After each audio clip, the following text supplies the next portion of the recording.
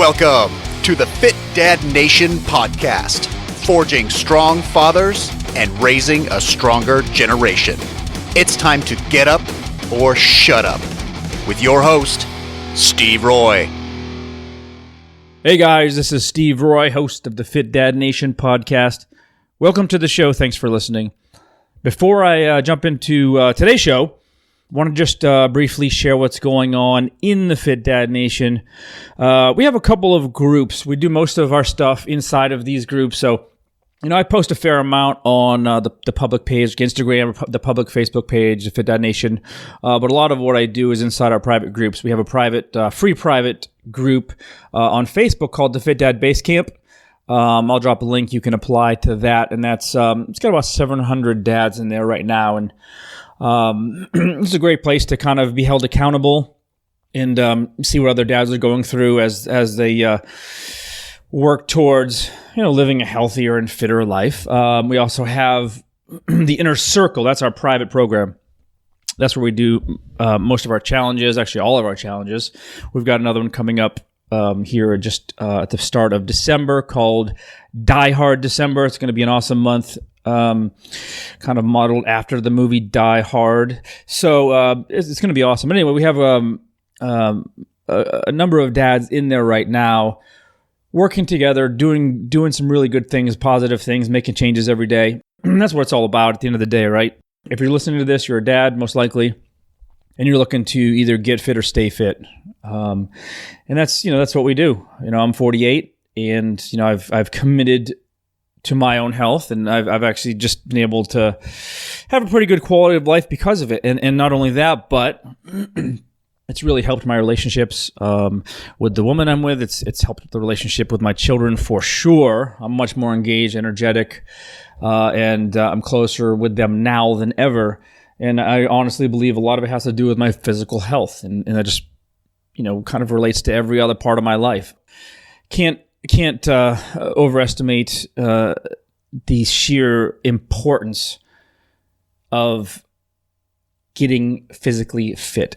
It just affects so much of your life, and unfortunately, a lot of dads in their late 30s and 40s aren't fit. For whatever reason, it's just not there. And really at the base of all of it, it's just not making yourself a priority. And I've always taught that you need to. I absolutely believe that if you want to turn your health around, you want to get your body back, you want to get your confidence back, make yourself a priority. Okay? It's not selfish, I promise. So what I want to talk about today, we're heading into Thanksgiving week. So I want to talk about eating, training, staying sane as it pertains to the holidays and keeping fit, right? So a lot of us associate the holidays with getting fat, right? Because we pig out, we sit around all day, we watch football, everything goes to shit, and we feel like shit, and we just say, fuck it, I'll just wait till the new year, right? Now, before I tell you what I want to tell you, I do want to say that yes, the holidays, Thanksgiving through Christmas, it's the hardest time of the year to lose or maintain your weight. It just is. I mean, it's family oriented, right? We're busy with parties, we're busy with family, we're traveling, shopping. I mean, everything associated with the holidays takes up time, takes up energy. A lot of times we're stuck, last minute we're grabbing something to eat. And then, of course, when the holidays come around, Thanksgiving or Christmas Day, they're huge meals. Usually there's typically a ton of garbagey foods, sugary foods, stuff that is probably not the best for you. So please understand this before I even get started. If your goal is to lose weight or maintain your weight over the holidays, that's fine. I'm not saying it's right or wrong. If it's not, that's okay too. So you have to first understand what your goal is. Like if you were like, okay, well, fuck it, I'm just going to go hog wild and really enjoy the holidays. I'm not going to think about it until the new year. If you're good with that, then fine. I'm not trying to convince you otherwise. And it's really about what you're happy with. But on the other hand, if your goal is to head into the new year already on a win, right, and you're riding a high and you want to already have started something, and again, this isn't right or wrong, then you have to plan accordingly. All right, so just make sure that your goals are in alignment with your reality. So if you're going to be traveling for weeks or a week, or you've got family coming in, or that your grandmother's going to bring the world's best apple pie, and you're going to just eat a ton of it, right? Just realize that that's not wrong. There's nothing wrong with that. If that makes you happy and you're willing to do that, go right ahead. There's absolutely nothing wrong with that. Just make sure that whatever your goals are, because if you say, well, I really want to maintain my weight. I'm tired of gaining 5 or 10 pounds over the holidays. I want to maintain. It has to be in alignment with actually what your lifestyle is going to look like for the next, let's call it, month. Okay. So if you're thinking, well, I'm going to maintain, or maybe even lose a couple pounds, but you're going to be stuffing yourself 24/7. You're going to be drinking beers all day. And you're going to be sitting on the couch with your family watching football, right? That's not in alignment with your goal, so it's probably not going to work out. So a lot of people make that mistake of thinking, well, I really want to maintain my weight, but I have this, and this that I really want to, I'm going to do. That doesn't make sense, right? So make sure that those line up, okay? I don't want you setting an unrealistic goal, thinking, okay, I want to maintain, then just not at all, just blowing it up, right? And then feeling bad about it, feeling like a failure. Be like, fuck, I really wanted to maintain my weight. I kind of tried. I didn't eat that much, and I put on 8 pounds. So fuck, right? And then you start off the new year, and you're like, you're on the a downslide, right? I don't want that. I want you to be on the upswing. I want you to be positive. I want you to have a good outlook on the year. I'm not a huge fan of resolutions as it is, and I'll talk about that another time, but you should be at least on an uptick, right? You should be on a positive swing going into the new year after the holidays, when everything's cleared out, family's gone, you can get back to a normal life, right? So just please think about that. So I want to say one more thing before I talk to you about a few things that may help you over the holidays. So just please understand, right? At the end of the day, whatever you're doing over the holidays, it's all about what you're okay with. If you're okay with gorging, okay. If you're not, you need to show some restraint. Pick a side. Okay, don't play the fence. Just pick a side. All right. And just remember, number one, first and foremost, the holidays, it's about being with your family. It's about being with loved ones, right? So really, the most important thing is just enjoying yourself, having fun, and just, chill the fuck out. So I'm going to tell you a few things now that have helped me over the holidays, over the years. And so, I'm not a big believer in setting goals over the holidays. I'm not.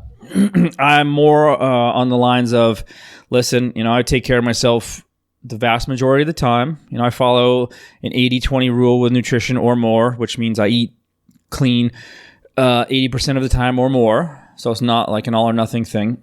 And so when the holidays come, I'm 48 years old. I'm pretty fit. My body fat's probably in the low teens, and I'm good with that. I feel good. And so when the holidays come around and I have a party to go to, or someone throws down a huge old pile of turkey, mashed potatoes, gravy, rolls, which I love, I'm going to eat it. I don't care if it's, 1,500 calories in the meal, or 2,500 calories in the meal, or 4,500 calories in a meal. I'm going to eat it because I want to eat it. And guess what? It's the same for you. Who cares? It's one meal. It's one day. It's 1 week, right? Look at it like that. Who fucking cares? Seriously. It doesn't matter. Unless you're competing, which almost nobody listening to this is at that level. It's not what the show is about anyway. Who cares? Sure, if you're really on point with your diet and you're doing great and you've been super consistent and you don't want to derail yourself, then of course, yeah, make some better decisions. But if not, and you're starting to take care of yourself more, you're exercising more, you're starting to clean up your diet, right? Like I said, just kind of let go of the thought that you're going to blow up your diet, you're going to ruin all your progress. It doesn't work like that. Okay, you didn't get fat overnight, didn't get fat in the last week, the last month, right? This shit takes time. So, 1 meal, 2 meals, 10 meals, those things in the grand scheme of things, it means nothing, literally nothing. Look at the big picture, okay? That's the most important thing, all right? Now, when it comes to training over the holidays, right, I'm a firm believer that there's always time to work out, always. Look through some of my YouTube videos.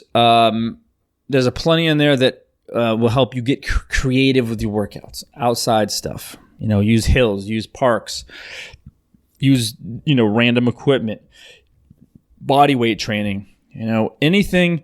There's always a way to get training in. Now, I understand that the holidays get busy. There's travel.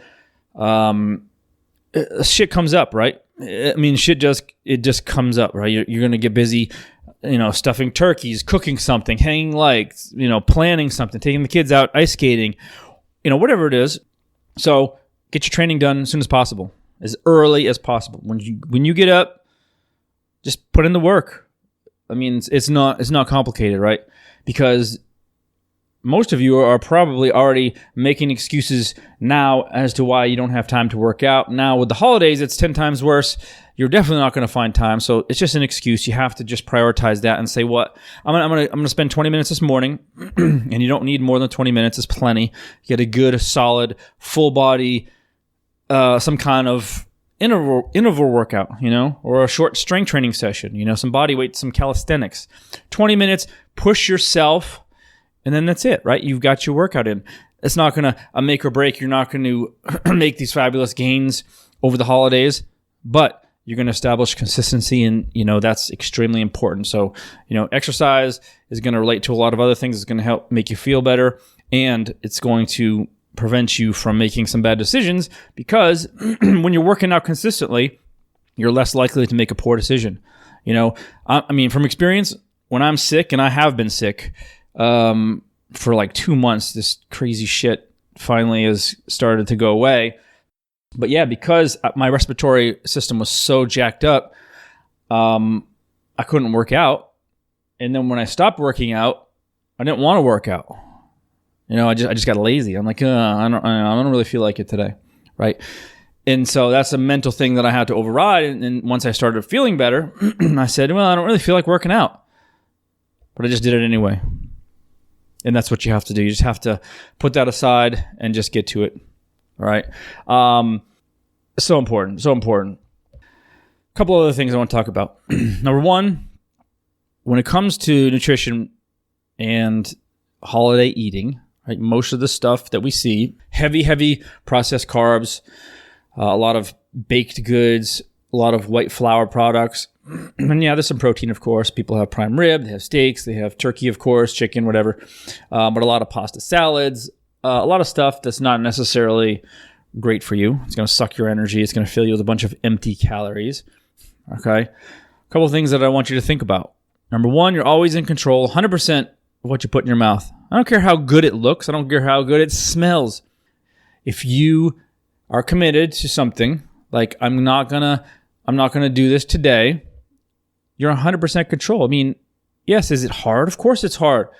These things are made with that in mind. They know that we're weak, right? The people that make products that have tons of sugar and it tastes amazingly delicious, right? That's not an accident.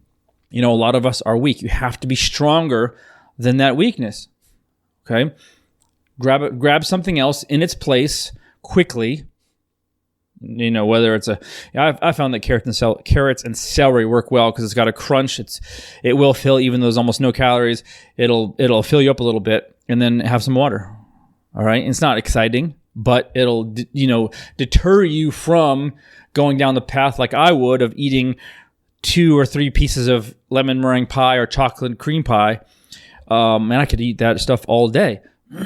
But for me, maybe I don't want to do that, right? Well, I have a piece, sure. But do I want 3? Well, yes, I do want 3, but I'm not going to eat 3. And this is how I avoid that. So remember that you're always in 100% control of what you put in your mouth, okay? If you're heading to a place, whether it's a restaurant or your family's house or whether it's your house, whatever, and there's going to be certain things there, right? Some of your weaknesses are going to be there. and your goal is to not eat them. Again, I don't care if your goal is to eat it or not. If you don't care, if you're happy with eating whatever you want, good, do it. That's it, right? If not, eat before you go, right? Just make a better decision. Eat something quickly. Have an orange or an apple. Have 16 ounces of water and some Greek yogurt. That way, when you get there, you're not starving, right? Because if you're even a little bit hungry, those smells, they're going to trigger that little thing in your brain that's going to say, oh shit, man, I have to eat that, and I have to eat that now. So yeah, just eat a little something. Doesn't have to be much before you go, and there's a really good chance that'll offset that craving.